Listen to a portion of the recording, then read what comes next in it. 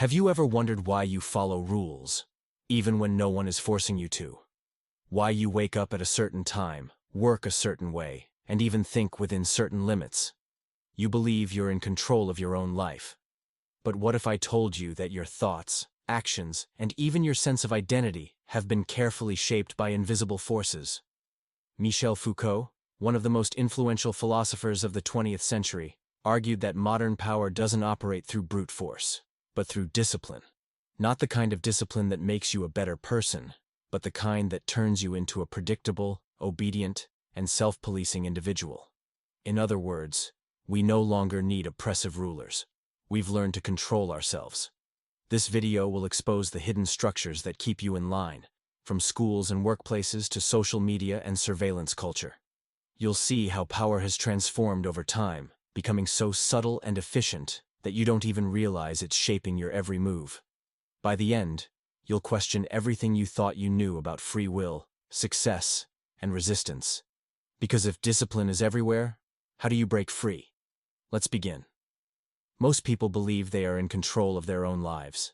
They assume that every decision they make, what to study, where to work, what to believe, is a product of their own free will.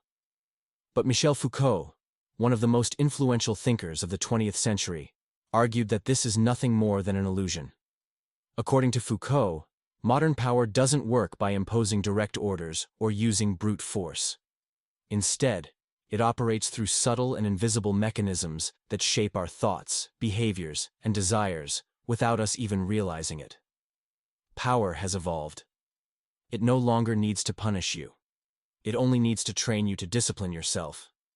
And when discipline becomes second nature, control no longer feels like control. It feels like normal life. This shift in power is what makes it so dangerous. When you recognize an external oppressor, you fight back. But what happens when the control system is so deeply embedded in society, and in your own mind, that you can't even see it? Schools teach you obedience, routine, and standardized thinking. Workplaces demand productivity and conformity. Media floods you with narratives that define what is acceptable, desirable, and normal. These institutions don't just influence what you think, they influence how you think. The range of choices you believe you have is already predefined by the system.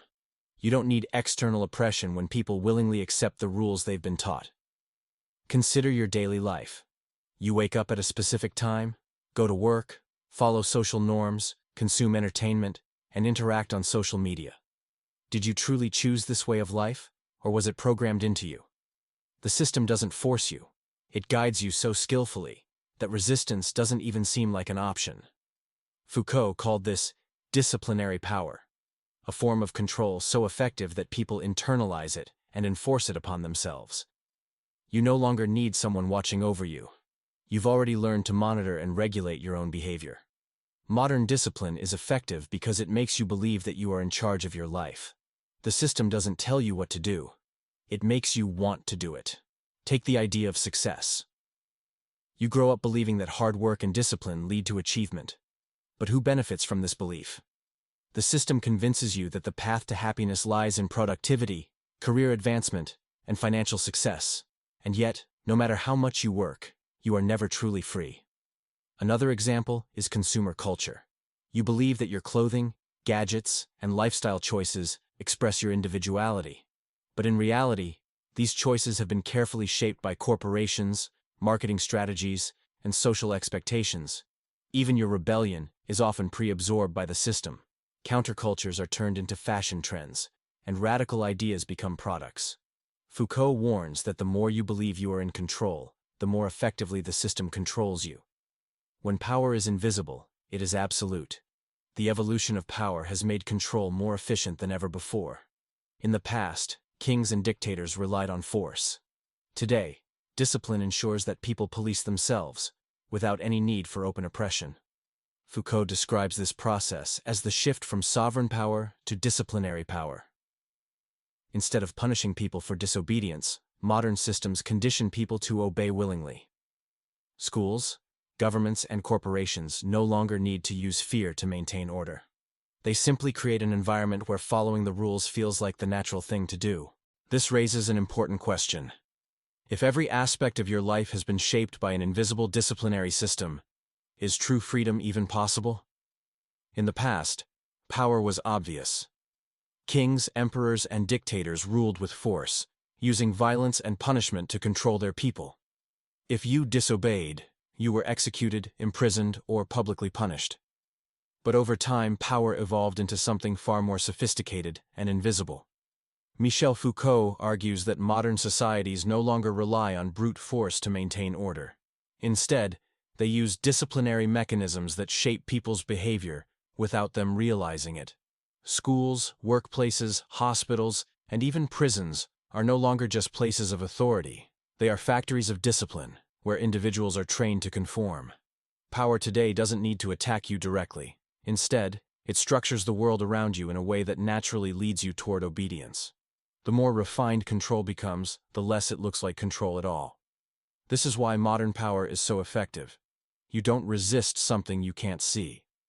Foucault describes a critical shift in power dynamics. Instead of external force, society now relies on institutions to shape individuals from within. These institutions function as invisible training grounds, where people learn to self-regulate their thoughts, behaviors, and desires. Think about your time in school. Every aspect of the experience, schedules, tests, classroom layouts, is designed to instill discipline. You are trained to wake up early, sit still for hours, follow orders, and accept authority figures without question. The same patterns continue in workplaces, where you follow hierarchical structures, routines, and expectations that shape you into a productive worker. Even hospitals and medical institutions participate in this process. The medical field classifies people into normal and abnormal categories, reinforcing the idea that deviation from the system must be diagnosed and corrected. Those who fail to conform are often labeled as problematic, ill, or in need of intervention. Over time, these institutions don't just enforce obedience, they make it feel natural. You internalize the rules so deeply that you don't need anyone to enforce them. You enforce them on yourself. In older societies, discipline was external. Laws were enforced through visible punishment. Public executions, whippings, and exile were used to deter disobedience. But today, modern power no longer needs public displays of violence. It has developed a far more effective strategy: self-discipline. Instead of prisons, people now live under social norms and expectations that guide their actions. You don't need a police officer watching your every move, because the fear of social rejection or failure is enough to keep you in line. This is why most people voluntarily wake up early, go to work, and follow unwritten societal rules. Even when rebellion emerges, it is quickly absorbed into the system. Consider how countercultures, whether in music, fashion, or activism, are often commercialized and turned into marketable trends. The system is designed to neutralize resistance by making it part of the mainstream. This transformation of power means that control is no longer an external force. It has become an internalized mindset. And the greatest trick of modern discipline? It convinces you that you're acting out of free will. What does all of this mean for individual freedom? If every part of society is structured to guide your thoughts and actions, is it even possible to be truly free? Foucault's analysis suggests that freedom, as most people understand it, is an illusion. You may believe you are making independent choices, but these choices are already shaped by centuries of institutional discipline. From the way you dress to the way you work, even your aspirations are conditioned by the invisible expectations of society. This doesn't mean resistance is impossible, but it does mean that true rebellion requires more than just rejecting authority. It requires recognizing the hidden mechanisms that shape your life and learning to see power where it hides. Because the first step to real freedom is understanding the chains you cannot see. Imagine a prison where the guards can see every prisoner at all times, but the prisoners can't see the guards. They never know when they are being watched, only that they might be at any moment. Because of this, they begin to regulate their own behavior, acting as if they are always under surveillance, even when they aren't. This was Jeremy Bentham's idea of the Panopticon, a circular prison designed in the late 18th century. But for Michel Foucault, the Panopticon was more than just a prison design. It was a metaphor for modern societal control. Foucault argued that today's power structures don't need constant force or repression. Instead, they create invisible surveillance that makes people police themselves. Schools, workplaces, and even cities are designed in ways that encourage self-discipline without direct coercion. The real genius of this system: people internalize the watchful eye of authority and adjust their behavior automatically, without needing to be physically controlled. When you know you're being watched, you act differently. You become more careful, more calculated. You avoid anything that could get you in trouble, even if no one is actually watching. This is the true power of surveillance, not in its ability to punish, but in its ability to make you discipline yourself. Foucault described how modern institutions use this effect to maintain order. Schools track your performance. Workplaces monitor your efficiency. Governments collect your data. Even your neighbors can report on you. But beyond formal institutions, there's something even more powerful: social surveillance. You fear being judged by friends, family, or even strangers. You carefully curate your words, your actions, and even your thoughts to fit within accepted norms. The result? A society where people regulate themselves, not because of direct punishment, but because of the possibility of being watched. In the past, surveillance was limited. Governments or corporations had to actively track people. But today, with the rise of technology, surveillance has become automated, constant, and voluntary. Cameras are everywhere. Smartphones, social media, and artificial intelligence have created a digital panopticon, one where people willingly give up their privacy in exchange for convenience or entertainment. Think about how often you share personal data online. Every post, every search, every like is recorded, analyzed, and used to shape your behavior. Social media algorithms reward conformity. Content that aligns with popular trends gets promoted, while controversial or critical voices are suppressed. Even worse, people willingly become agents of surveillance. We monitor each other, cancel those who step out of line, and reinforce discipline through social pressure. The digital world has made it so that no authority figure needs to be present for control to exist. It's embedded in the very structure of the internet.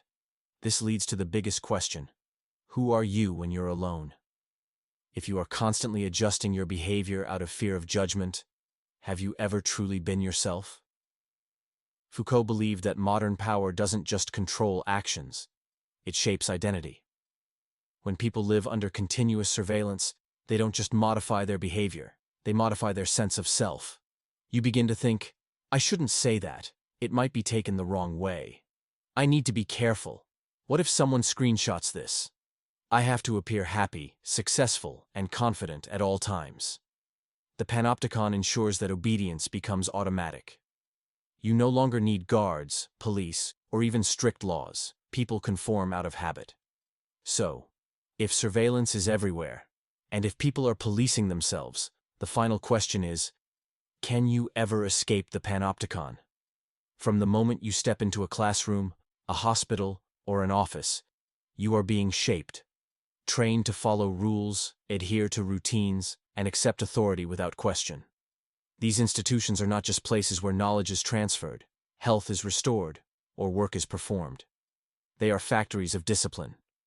Michel Foucault argued that modern society doesn't control people through brute force. Instead, it uses institutions to mold individuals into obedient, efficient, and self-regulating members of society. Schools, hospitals, and workplaces don't just organize life. They create the very idea of what is normal and what isn't. Have you ever wondered why schools emphasize punctuality, discipline, and obedience more than critical thinking? Or why hospitals categorize and classify patients based on strict definitions of health and illness? Or why workplaces measure your productivity in ways that make you feel guilty for resting? These places don't just serve a function. They manufacture conformity. At first glance, schools exist to educate. But beneath the surface, they do something even more powerful. They train students to follow orders, accept hierarchy, and internalize discipline. This is what Foucault called the hidden curriculum, the unspoken lessons that shape behavior rather than knowledge.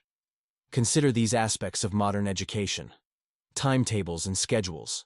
conditioning students to live by rigid structures, exams and grading systems, creating anxiety-driven self-discipline, authority of teachers, teaching obedience to figures of power, uniforms and standardized behavior, eliminating individuality in favor of conformity. From a young age, you learn that success is about compliance. The best students aren't necessarily the most creative or independent thinkers. They are the ones who follow the rules best. By the time they leave school, they are fully conditioned to enter workplaces that demand the same level of discipline. Just like schools create disciplined students, hospitals create disciplined bodies and minds. Medicine is often seen as purely scientific, but Foucault argued that hospitals and psychiatric institutions play a critical role in defining what is normal and what is abnormal. Think about how society views mental health today. If you're too anxious or depressed, you're given medication to function normally. If you don't conform to social norms, you might be diagnosed with a disorder. If your body doesn't meet certain health standards, you're labeled as unhealthy and expected to change. These classifications do more than treat illness. They create the boundaries of what is acceptable. Once you are labeled as sick, you are expected to undergo treatment to be reintegrated into the system. The hidden power of medical institutions isn't just in treating patients, it's in their ability to define what kind of person is fit for society. By the time you enter the workforce, you are already conditioned to accept rules, deadlines, and productivity metrics. But here's the real question. Are you truly working for yourself, or are you just another obedient piece of the system? Foucault argued that modern workplaces function like factories of control, where employees are measured, monitored, and disciplined into being efficient workers. Consider these aspects of the modern workplace: performance tracking and productivity scores, turning employees into self-regulating machines; the glorification of hustle culture, convincing you that exhaustion is a badge of honor; surveillance through emails, cameras, and keystroke monitoring, creating an environment where employees constantly self-censor; the illusion of career growth, making you willingly accept longer hours and higher demands. The workplace doesn't need to threaten you into compliance. It just trains you to discipline yourself. You learn to push harder, work longer, and optimize every minute of your day, not because someone is forcing you, but because you believe it's the only way to succeed. But here's the real question. If you stopped obeying, what would happen? When you think of discipline, the military likely comes to mind: strict routines, absolute obedience, and the elimination of individuality. But what if modern society functions in the same way? Michel Foucault argued that discipline in society mirrors military training. You are given a structured routine from childhood. You are expected to follow orders from authority figures. You are conditioned to suppress personal desires in favor of duty. You are rewarded for conformity and punished for disobedience. This military logic doesn't just exist in actual armies. It has infiltrated schools, workplaces, and even personal development culture. The modern individual is expected to live with military-like efficiency, waking up early, being highly productive, following social hierarchies, and accepting discipline as a virtue. But here's the key question.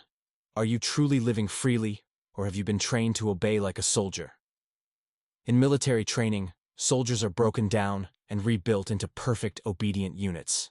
Society applies the same techniques to its citizens, shaping them into disciplined, predictable individuals. How does this happen? Strict routines. Schools and jobs enforce schedules that train you to function in rigid time blocks. Standardized rules, social norms dictate how you should behave, from what to wear to how to express emotions. Rank and hierarchy. Just like in the military, society rewards those who obey authority and punishes those who resist. The illusion of freedom. You may think you're making independent choices, but your options are already predetermined by cultural conditioning. By enforcing these structures, society ensures that you never question who is truly in control. You become a self-regulating soldier, following commands without needing a direct order. Have you ever wondered why questioning authority feels uncomfortable? Why does breaking the rules come with an overwhelming sense of guilt or fear? It's because obedience has been deeply programmed into you from an early age. Society uses three key methods to ensure compliance: punishment and reward. Those who follow the rules are praised, promoted, and included. Those who resist are penalized, ridiculed, or excluded. Normalization. People who conform are seen as good citizens. Those who challenge the system are labeled as troublemakers. Internalization.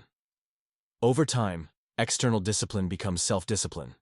You don't need someone watching over you anymore. You automatically regulate your own behavior. This is how power becomes invisible. You no longer feel forced to obey. You simply do it out of habit. Military training relies on repetition to turn obedience into instinct. But guess what? Society does the same thing to you. Waking up early every day turns you into a time-disciplined worker. Following school and work schedules teaches you to accept external control over your time. Repeating social behaviors conditions you to act in ways that won't disrupt the system. The goal? To ensure that discipline becomes so natural, you no longer recognize it as control. At what point does discipline stop being a tool for self-improvement and start being a method of enslavement? In the past, control was imposed through force. Today, it's far more efficient. You control yourself. Society no longer needs guards or supervisors watching over you because you have been trained to do it on your own. This is the essence of modern power. Michel Foucault described how discipline evolves into self-regulation, where individuals internalize expectations so deeply that they believe they are acting freely. This means that even when no authority figure is present, you still conform. You wake up on time, work hard, avoid conflict, and seek approval. The most effective control is the one that no longer feels like control at all. You discipline yourself because you believe it's the right thing to do. The question is, where did this belief come from? Who benefits from your self-discipline? The moment you stop needing external enforcement, power reaches its ultimate goal. You become both the prisoner and the guard, maintaining the system without even realizing it. Everywhere you go, surveillance is present. Cameras, algorithms, and digital tracking create an external monitoring system. But the most powerful surveillance is the one happening inside your own mind. You constantly monitor yourself, making sure you fit into societal expectations. Social media amplifies this effect, turning every action into a performance. You carefully curate your online presence, ensuring you appear productive, happy, and successful. The fear of being judged, criticized, or excluded forces you to regulate your own behavior. This internalized discipline is so strong that even when you are alone, you act as if someone is watching. You hesitate before speaking out. You adjust your opinions based on what's acceptable, and you filter your emotions. The real prison isn't a physical one. It's the invisible walls you build around yourself. The system no longer needs to impose restrictions. You impose them on yourself out of fear, habit, and the desire to belong. Many people believe self-discipline is the key to success. You are told that waking up early, working hard, and controlling your impulses will lead to a better life. But is this truly your choice, or have you been conditioned to believe it is? From a young age, you are taught that discipline is a virtue. Schools reward obedience, workplaces promote structured routines, and society praises those who sacrifice personal freedom for productivity. You internalize these messages so deeply that you no longer question them. You believe you are in control, but in reality, you are following a script that was written for you. The illusion of free will is maintained because you feel like you are making independent decisions. However, when every aspect of your life has been shaped by social expectations, how much of your discipline is truly yours? If breaking away from discipline feels wrong or terrifying, it's a sign that you have been programmed to stay within the system. The most effective power is the one that remains unseen. When control is external, it can be resisted. But when control becomes internalized, it is nearly impossible to fight. You no longer need strict laws or punishments to keep you in line. You do it yourself. This is why modern discipline is so powerful. It disguises itself as self-improvement, success, and morality. You feel responsible for maintaining your own discipline, believing it reflects your worth. But what if the system is using this against you? What if self-discipline is not just a personal virtue, but also a social tool to keep you obedient? The fact that questioning discipline feels dangerous proves how deeply embedded it has become. You were never forced into this system. You walked into it willingly, because you were taught that discipline equals freedom. The real question is, can you ever escape a prison that you built for yourself? If so, what does true freedom even look like? In the past, power was enforced through physical surveillance. Today, it operates invisibly through data collection and algorithms. Every action you take online is tracked, analyzed, and used to shape your behavior. Social media platforms don't just observe you. They predict and influence what you think, desire, and fear. You are fed content that reinforces your existing beliefs, keeping you engaged and ensuring that you conform to the platform's logic. The illusion of choice is maintained. You believe you are freely browsing, but in reality, the system has already decided what you will see. This is the modern form of disciplinary power. You are constantly monitored, but instead of resisting, you willingly participate. The most effective control is the one that doesn't feel like control at all. Every like, comment, and share reinforces a cycle of self-regulation, where you modify your behavior to fit the expectations of the digital system. Social media creates a world where approval equals survival. The more likes and engagement you receive, the more visible you become. But with visibility comes risk. The fear of saying the wrong thing, offending the wrong group, or stepping outside acceptable discourse. This is how social media disciplines its users, not through direct punishment, but through the collective enforcement of norms. Cancel culture, public shaming, and online outrage serve as tools of discipline, ensuring that users self-censor before they even speak. You learn to modify your opinions, soften your words, and conform to what is socially acceptable. The Panopticon has gone digital.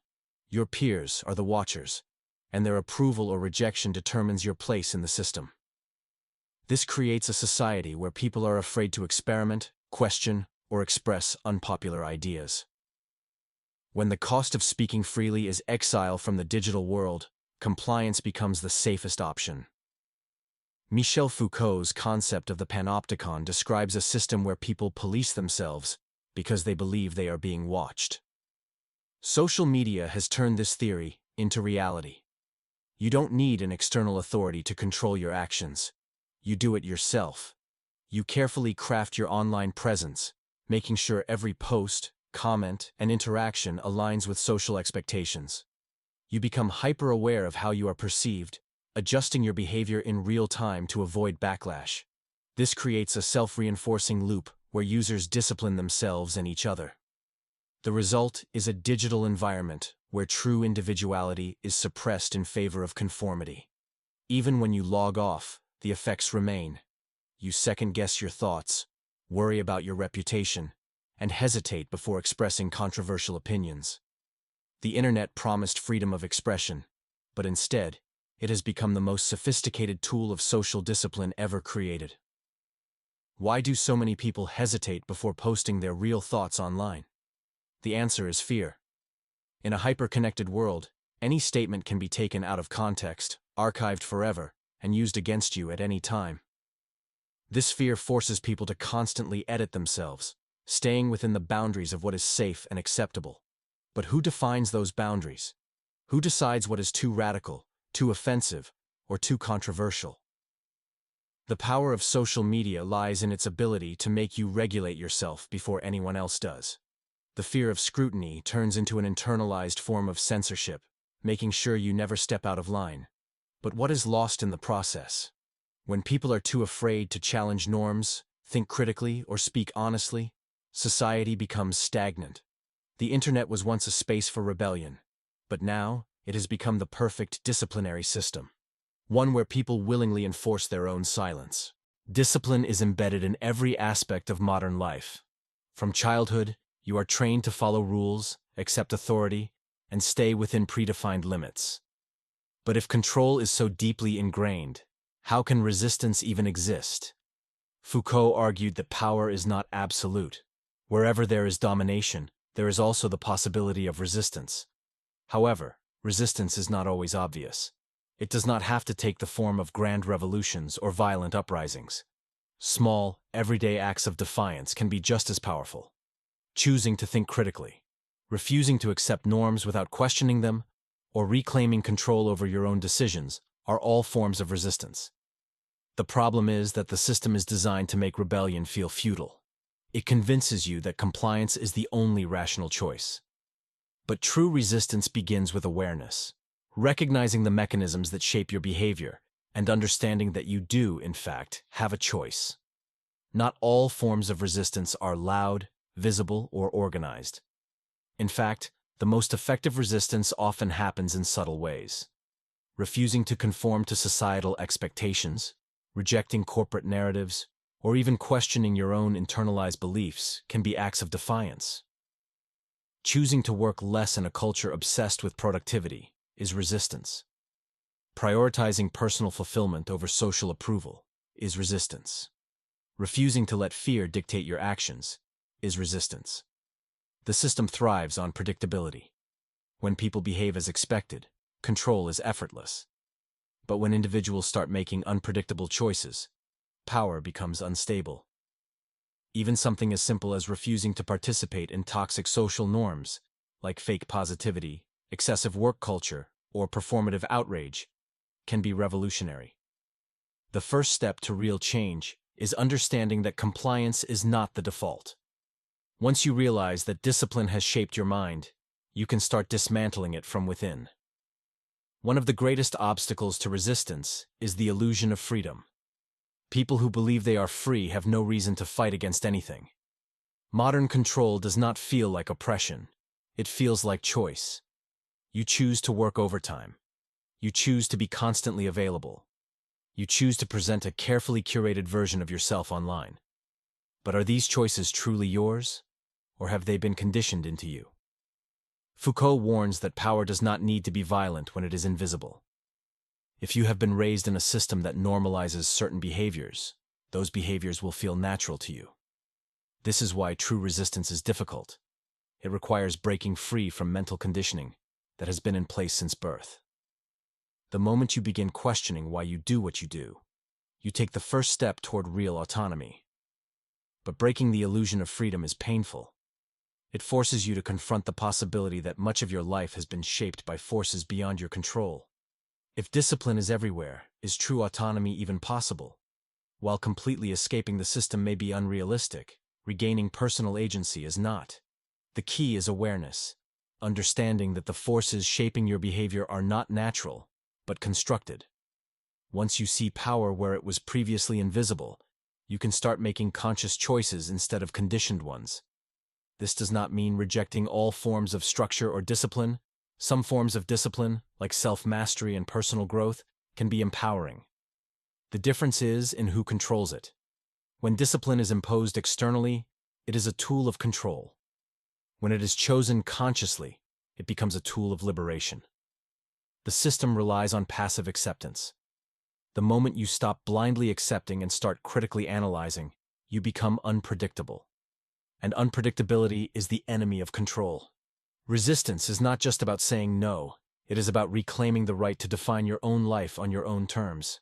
Meritocracy, the idea that success is based purely on talent and hard work, is one of the most powerful disciplinary myths in modern society. It convinces people that their struggles are personal failures rather than systemic issues. If you are not successful, it is because you did not work hard enough, were not disciplined enough, or did not make the right choices. This belief forces individuals to internalize blame rather than question the system that sets them up to fail. It also leads to self-exploitation. People push themselves to exhaustion, believing that success is just one more effort away. They sacrifice well-being, relationships, and personal fulfillment, chasing a dream that may never materialize. What they fail to see is that meritocracy is not just a lie, it is a tool of control. By making people believe they are responsible for their own oppression, the system eliminates the need for external enforcement. People willingly discipline themselves, working harder and harder, without questioning whether the rules of the game are fair. The illusion of meritocracy creates a dangerous psychological trap, the belief that success is entirely within your control. This leads to guilt, anxiety, and a constant sense of inadequacy. If you are struggling financially, it is not because of economic structures, it is because you did not hustle enough. If you are unhappy at work, it is not because the system is exploitative. It is because you lack motivation. This mindset prevents people from recognizing the real forces at play. Foucault would argue that meritocracy functions as a disciplinary mechanism because it transforms external oppression into internal self-regulation. Instead of resisting, people double down on their own exploitation, believing that they just need to work harder. Meanwhile, those who do succeed are used as proof that anyone can make it, even though their success is often the result of privilege, luck, or structural advantages. By making success appear accessible, meritocracy keeps people compliant, hopeful, and endlessly striving for a goal they may never reach. If meritocracy is a lie, why does it persist? Because it benefits those in power. It justifies inequality by making it seem natural and deserved. The rich are not rich because of generational wealth, exploitation, or systemic advantages. They are rich because they worked harder than you. The poor are not struggling because of low wages, lack of opportunities, or structural barriers. They are struggling because they did not try hard enough. This narrative protects existing hierarchies by shifting responsibility away from the system and onto individuals. It also keeps people divided. If you believe that success is purely a result of personal effort, you are more likely to resent those who do not work as hard as you, rather than question why some people start the race miles ahead. By framing success as a personal achievement rather than a structural outcome, meritocracy prevents collective action. People compete against each other instead of challenging the system that exploits them all. Success is not purely a result of hard work. It is determined by a combination of factors, many of which are beyond individual control. Social class, economic background, education, connections, luck, and even race or gender play a massive role in determining opportunities. Yet society convinces people that if they are not successful, it is entirely their fault. Breaking free from this illusion requires acknowledging these hidden forces. It means understanding that discipline, while useful, is not always the key to success. Sometimes it is a tool that keeps people trapped in endless cycles of self-exploitation. True freedom comes from questioning the narratives that have been imposed upon you. The moment you stop blaming yourself and start analyzing the structures that shape your life, you regain power. Meritocracy is not just a myth, it is a mechanism of control. And the first step to escaping it is realizing that you were never meant to win a game that was rigged from the start. If power and discipline are everywhere, is escape even possible? Foucault argued that modern society does not rely on physical chains, but on invisible structures of control. Every institution, from schools to workplaces to social media, subtly molds individuals to conform. Even acts of rebellion can be absorbed into the system, repackaged as trends or commercialized movements. The paradox is clear. The more you believe you are free, the more likely it is that your behavior is being directed by forces you do not see. True freedom, then, is not about escaping discipline entirely. It is about recognizing the ways in which you are being controlled. Awareness alone does not break the system, but it does change your relationship with it. It allows you to navigate power structures with greater autonomy, resisting where possible and refusing to internalize oppression as normal. One of the greatest challenges in resisting control is that there is no outside. You cannot simply step away from society and exist in a pure state of freedom. Even those who critique the system are still shaped by it. Intellectuals, activists, and revolutionaries operate within the very structures they seek to dismantle. This can create a sense of futility. If everything is part of the system, is resistance meaningless? Not necessarily. Resistance does not have to mean complete escape. It can mean subtle shifts in perspective, small acts of defiance, and a refusal to accept imposed narratives. Recognizing the system's influence is already a form of resistance. It allows you to engage with the world differently, making choices that align with your own values, rather than those imposed upon you.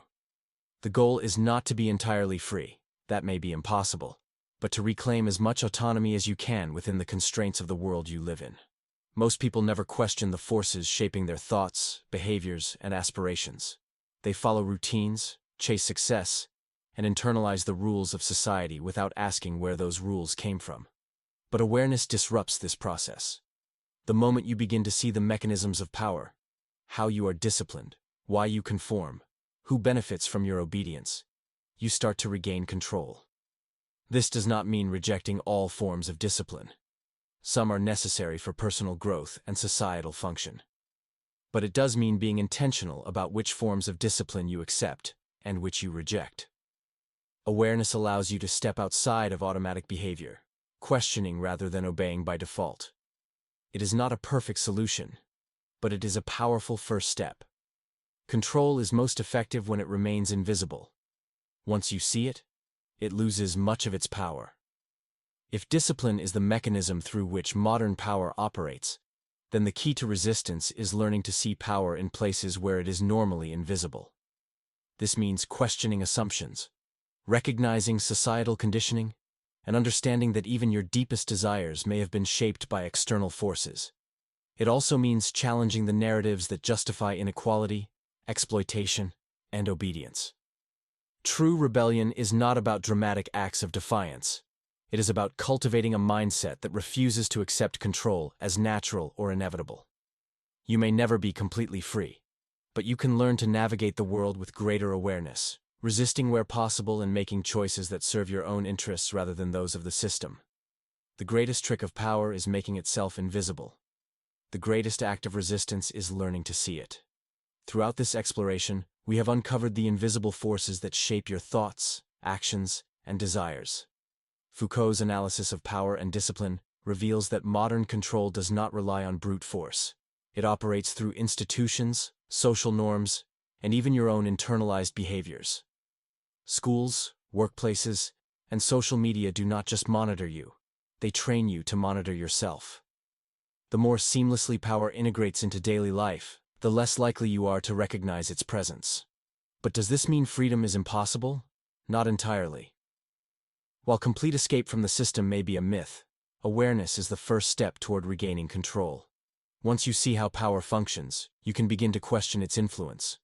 You can resist in subtle ways, by refusing to conform to expectations that do not serve you, by challenging dominant narratives, and by redefining what success and fulfillment mean on your own terms. True rebellion is not about rejecting all forms of discipline. Some discipline is necessary for growth, creativity, and mastery. The key is to distinguish between discipline that empowers you and discipline that subjugates you. Are you working toward your own goals, or are you simply fulfilling the system's demands? Are your aspirations truly yours, or have they been programmed into you? Foucault does not offer a clear path to liberation, because there is none. But understanding power is itself a form of power. You may never be entirely free, but you can choose to stop being an unconscious participant in your own control. The moment you start seeing the system for what it is, you weaken its hold over you. The question is no longer whether you are free, but how much of your autonomy you are willing to reclaim.